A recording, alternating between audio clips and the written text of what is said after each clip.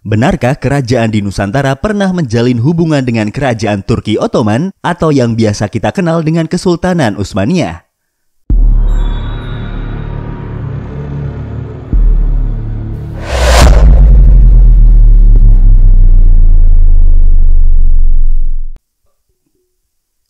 Kembali lagi di channel Invoice Indonesia, channel yang mungkin bisa menambah wawasan dan informasi yang belum kalian ketahui. Siapa yang tidak tahu tentang sejarah Kekaisaran Ottoman? Sepanjang abad ke-16 dan 17, tepatnya pada puncak kekuasaannya di bawah pemerintahan Sulaiman Al-Qanuni, Kekaisaran Ottoman atau Kesultanan Utsmaniyah adalah salah satu negara terkuat di dunia yang menguasai sebagian besar Eropa Tengah, Asia Barat, sebagian timur Eropa, Kaukasus, Afrika Utara, dan Tanduk Afrika. Pada awal abad ke-17, Kekaisaran Ottoman terdiri dari 32 provinsi dan mempunyai banyak negara pengikut, yang kemudian beberapa di antaranya diserap ke dalam kekaisaran. Sementara yang lainnya diberikan berbagai jenis otonomi selama berabad-abad.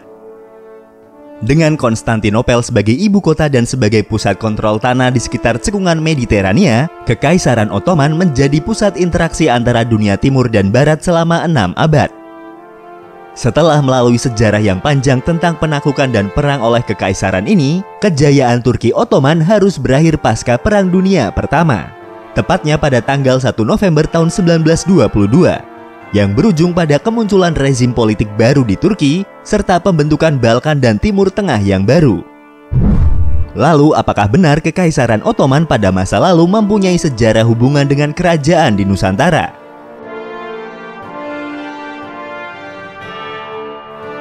Sejarah mencatat ekspedisi Ottoman ke Aceh dimulai sekitar tahun 1565 ketika Kesultanan Utsmaniyah berusaha mendukung Kesultanan Aceh dalam pertempurannya melawan Portugis di Malaka.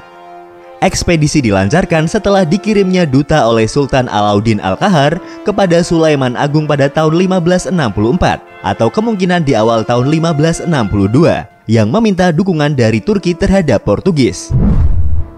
Persekutuan antara Kesultanan Aceh dan Turki Utsmani secara tidak resmi sudah terjalin sejak tahun 1530-an. Hubungan ini terjalin karena adanya rasa solidaritas atas dasar persamaan agama yang dianut oleh kedua kesultanan tersebut. Kemudian Sultan Alauddin Al-Qahar berkeinginan mengembangkan hubungan tersebut untuk mencoba mengusir Portugis dari Malaka dan memperluas kekuasaannya di Sumatera.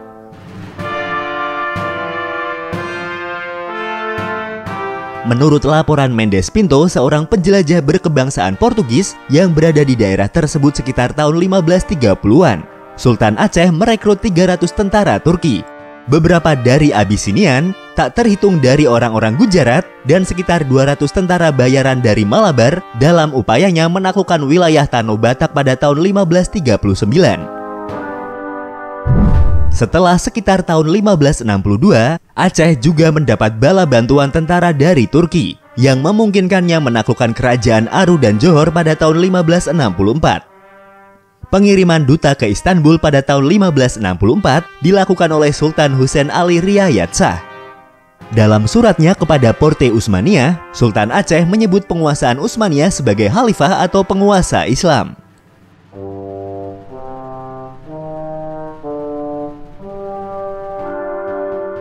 Pada tahun 1566 setelah meninggalnya Raja Sulaiman yang Agung, penerusnya Sultan Selim II memerintahkan pengiriman pasukan ke Aceh yang meliputi sejumlah prajurit, pembuat senjata, dan para insinyur bersama dengan pasokan senjata dan amunisi yang melimpah. Ekspedisi tersebut dipimpin oleh Kordoglu Hizi Reis. Kerajaan Aceh membayar kapal tersebut dengan mutiara, berlian, dan rubi. Kemudian pada tahun 1568, Aceh melakukan penyerangan ke Malaka. Bangsa Utsmaniyah mengajari Aceh bagaimana membuat meriam, yang pada akhirnya banyak diproduksi. Dari awal abad ke-17, Aceh dapat berbangga akan meriam perunggu ukuran sedang dan sekitar 800 senjata lain seperti senapan putar bergagang dan senapan sundut atau senapan sulut. Ekspedisi tersebut akhirnya membuat hubungan kerjasama antara Aceh dengan Turki Utsmani semakin berkembang dalam bidang militer, perdagangan, budaya, dan agama. Dan juga kapal-kapal Aceh diizinkan untuk mengibarkan bendera Utsmaniyah. Hubungan antara Kesultanan dan Turki Utsmani menjadi ancaman besar bagi bangsa Portugis dan mencegah mereka mendirikan kedudukan dagang monopolistik di Samudra Hindia. Aceh merupakan saingan dagang utama Portugis. Kemungkinan mengendalikan perdagangan rempah-rempah lebih banyak daripada Portugis, dan Portugis mencoba menghancurkan sumbu perdagangan Aceh, Turki, Venesia untuk keuntungan sendiri. Portugis berencana menyerang Laut Merah dan Aceh, tetapi gagal karena kurangnya sumber daya manusia di Lautan Hindia.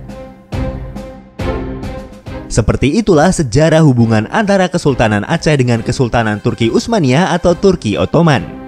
Namun ternyata bukan hanya Kesultanan Aceh saja yang menjalin hubungan dengan Turki Utsmani. Di antaranya adalah Kerajaan Banten dan Mataram di Pulau Jawa, yang juga tercatat pada sekitar tahun 1600-an sempat meminta legitimasi kekuasaan atas rajanya kepada penguasa Turki.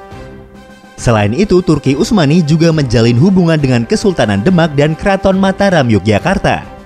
Hubungan erat antara Kekhalifahan Turki Utsmani dengan Kesultanan Yogyakarta sempat disampaikan oleh Sri Sultan Hamengkubuwono ke-10 dalam pembukaan acara Kongres Umat Islam Indonesia ke-6 yang diadakan di Yogyakarta pada tanggal 12 Februari tahun 2015 lalu.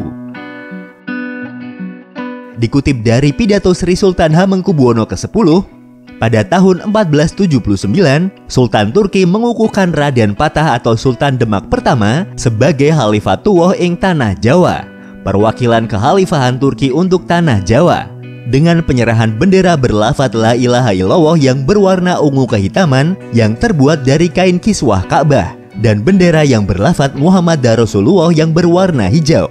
Duplikatnya sekarang berada di Keraton Yogyakarta sebagai pusaka, penanda keabsahan Kesultanan Yogyakarta Hadiningrat Wakil Kekhalifahan Turki.